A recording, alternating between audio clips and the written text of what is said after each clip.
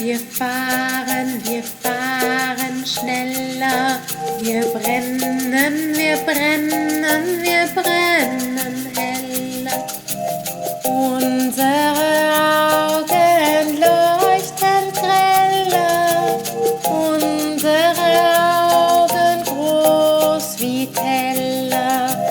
Deutschland, spiegelglatt. Deutschland, spiegelglatt. Marc Brandenburg wurde 1965 als Sohn einer Deutschen und eines afroamerikanischen GIs in West-Berlin geboren. Die Eltern trennten sich kurz nach seiner Geburt. 1968 zog er mit der Mutter und dem Stiefvater, einem ebenfalls bei der Armee arbeitenden Afroamerikaner, erst nach Detroit und dann weiter nach Texas. Marc wuchs auf Militärbasen auf, wo der Stiefvater immer wieder gegen ihn und seine Mutter gewalttätig wurde. 1977 flüchtete die Mutter mit Marc zurück nach Berlin. 2 Jahre später, mit 13, tauchte Marc in die Punkszene ein. Er färbte sich die Haare meist weißblond, trug Porno-T-Shirts von Seditioners, Bondagehosen, darüber einen Schottenrock und ging so auch in die Schule. Mit Post-Punk kamen ständig wechselnde Looks und ab 1983 wurde er Türsteher im legendären Club Dschungel. Marcs Großvater war der berühmte Akt- und Modefotograf Heinz von Perkhammer, seine Großmutter war Mannequin gewesen und seine Mutter so von Mode besessen, dass sie ihn nach dem damaligen Chefdesigner Diors benannt hatte. Nun begann Marc, autodidaktisch Mode zu entwerfen. Er firmierte als Marc Brandenburg in Anlehnung an Berlins für Westberliner schwer zugängliches Umland, die Marc Brandenburg, und zeigte seine Entwürfe in London und New Yorker Clubs. Bald merkte er jedoch, dass er sich eher als Künstler begriff. Bei seiner ersten institutionellen Ausstellung 1992 im Berliner Künstlerhaus Bethanien, Oceans of Violence, zeigte er Tarnpullover für Ausländer. 4-Strick-Pullover, die sich in gestrickten Hand- und Kopfmasken in verschiedenen Hautfarben fortsetzten. Er nagelte sie händchenhaltend an die Wand und karikierte damit die Werbekampagne United Colors of Benetton, die fröhlich vereinte Kinder unterschiedlicher Ethnien in den farbenfrohen Kleidern der italienischen Modemarke Benetton zeigte.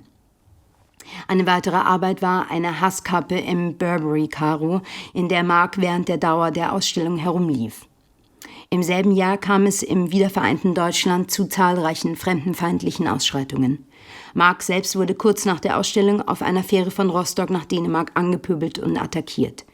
In den folgenden Jahren konzentrierte er sich in seiner künstlerischen Arbeit darauf, gesampelte und selbstgeschossene Fotos als menschliche Kopiermaschine detailgetreu zu zeichnen. Mode, Interieurs, Porno, Werbung, Verpackung, Plastikspielzeug. Marcs Überthema wurde die Sucht nach Fast Food, Entertainment, Drogen, Gewalt, Ruhm und Überzuckerung. Es war wie ein Ein- und Ausatmen. Marc spazierte stundenlang durch die Stadt, beobachtete, machte Fotos und dann zeichnete er stundenlang. Mitte der 1990er begann er seine Vorlagen ins Negativ zu kehren und optisch zu verzerren. Weiß wurde zu Asche, Schatten zu Licht, Rummelplätze, Spielzeug, Demo-Clowns, Neonazis, Weihnachtsmärkte, Fußballfans, Raves, Kotzelachen, Freunde, Bodybuilder, Stars. Alles wirkte verstrahlt und maskiert, jeder wurde zu einem unheimlichen Clown. Das konnte kritisch gelesen werden als Röntgenblick auf eine dem Spektakel anheimfallende Gesellschaft oder als Wunschbild einer Welt, in der Schatten durchscheint und weiße Haut schwarz wurde. Marc stellte in immer etablierteren Galerien aus und traute sich an postergroße Formate heran. Das machte seine Arbeit noch meditativer. Bis zu einem Monat brauchte er jetzt für ein Bild. Modelabel druckten seine Motive auf ihre Kollektion, doch Marc selbst bevorzugte mittlerweile einen schlichten Mod-Stil. Polohemd, Duffelcoat, Pilotenbrille.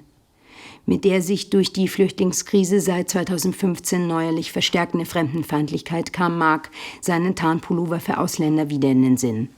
Warum wurden sie nicht in der Öffentlichkeit getragen? Marc entschied, sie noch einmal anzufertigen und eine Gruppe von Freunden darin in alltäglichen Situationen, Tram, Spätkaufpark und sehr kurzen Bewegungsabläufen zu filmen. Wo immer die Videoarbeiten gezeigt wurden, gab es begeisterte Reaktionen, doch er spürte, dass die Möglichkeiten noch lange nicht ausgeschöpft waren. Was, wenn eine Hundertschaft die Tarnpullover über mehrere kühle Monate hinweg trügen? Man würde in vielerlei Hinsicht irritieren und provozieren.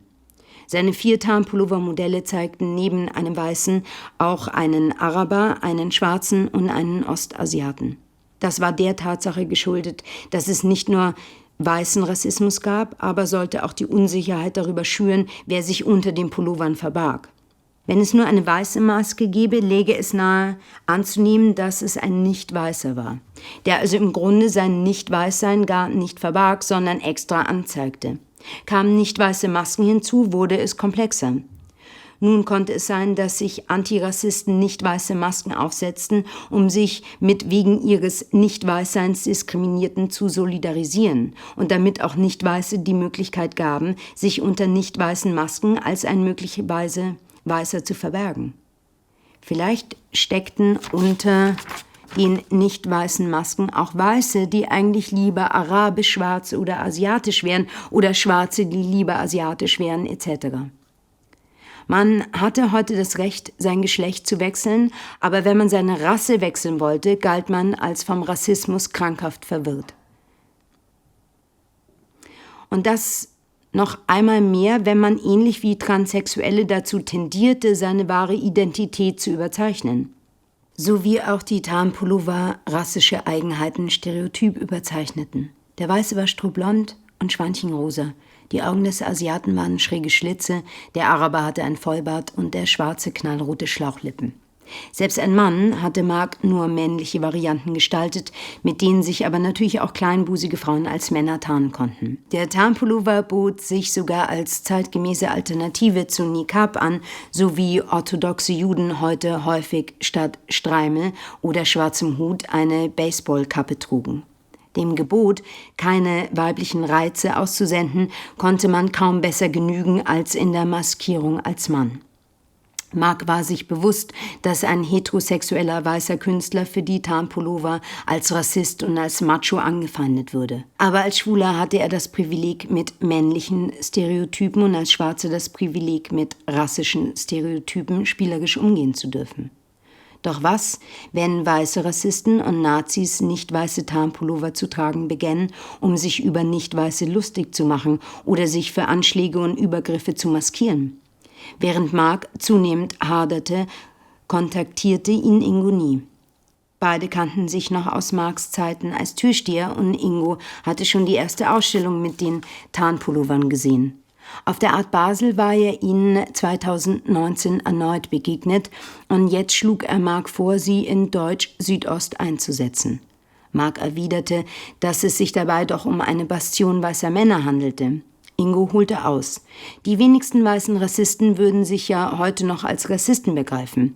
Man behauptete, farbenblind zu sein und würde, wenn überhaupt, kulturelle Unterschiede geltend machen. Es seien diesem Verständnis nach die Nicht-Weißen noch Minderheiten und bald Mehrheiten, die die Rassenkarte ausspielen würden, um Vorteile für sich zu erpressen, so wie die Frauen die Frauenkarte. Man sei dann eben gezwungen, sich als weiße Männer zu schützen, gerade weil man längst aufgehört habe, seine Rasse und sein Geschlecht als Herrschaftsinstrument zu nutzen. Statt dieses Selbstverständnis weißer Männer immer wieder als selbstgerecht zu enttarnen und die weißen Männer nur umso defensiver zu machen, böten sich die Bastionen weißer Männer an als Ort, wo sie ihre Farbenblindheit ganz ungestört unter Beweis stellen könnten. Und dafür seien die Tarnpullover ein hervorragendes Instrument. Mark erwiderte, dass die Tarnpullover, wenn sie nur von weißen Männern getragen würden, genauso problematisch seien wie Blackfacing. Ingo antwortete, dass man bei den Tarnpullovern doch anders als beim Blackfacing nie sicher wisse, ob sich darunter nicht ein Nicht-Weißer verberge. Deutsch Südost habe keine bewachten Grenzen und die Straßen seien für jeden zugänglich.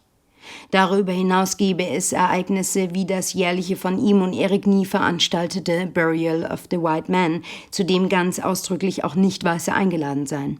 Real entwickle sich Deutsch-Südost jedoch zu einem Auffangbecken für herkömmliche revanchistische Rassisten.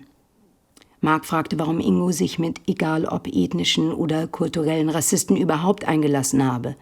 Ingo antwortete, dass die ja auch irgendwo hin müssten. Einfach aussterben täten sie ja anscheinend nicht. Oder nur so langsam, dass sie in der Zwischenzeit immer noch allerlei Schaden anrichten könnten. Die Bastion halte sie von ihren größten Gegnern, den Frauen und den Fremden, fern, und das sei das Allerwichtigste von der Reproduktion. Mark erwiderte, dass sie sich, wenn nicht gegen Frauen und Fremde, dann gegen ihre inneren Feinde, allen voran Ingo, zusammenrotten könnten. Ingo wurde ernst. Das sei ihm sehr bewusst. Er lebe selbst gar nicht in Deutsch-Südost und auch nicht in Deutschland, sondern an einem geheimen Ort im Ausland. Mark wurde wütend. Und jetzt wolle Ingo ihn und seine Freunde da als Freiwild hinschicken? Nein, erwiderte Ingo, auch sich selbst. Mark müsse nicht mitkommen. Und was, fragte Mark, wenn man Ingo und die anderen Tarnpullover überfalle oder auf sie schieße? Wolle Ingo als Märtyrer enden? Habe er sich die ganze Mühe Deutsch-Südost nur gemacht, damit ein paar Nazis mehr im Gefängnis landeten?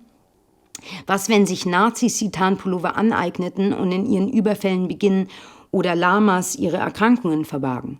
Man könne eine Patrouille in Tarnpullover nicht einmal als eine Demonstration anmelden und für diese Polizeischutz anfordern, da dann das Vermummungsverbot greife. Es kam selten vor, aber Ingo gab sich in dieser Diskussion geschlagen. Er sagte, sie sollten es vielleicht erst einmal klein und freudig angehen, nicht gleich als große politische Mission, und lud Mark zum nächsten Burial of the White Man ein.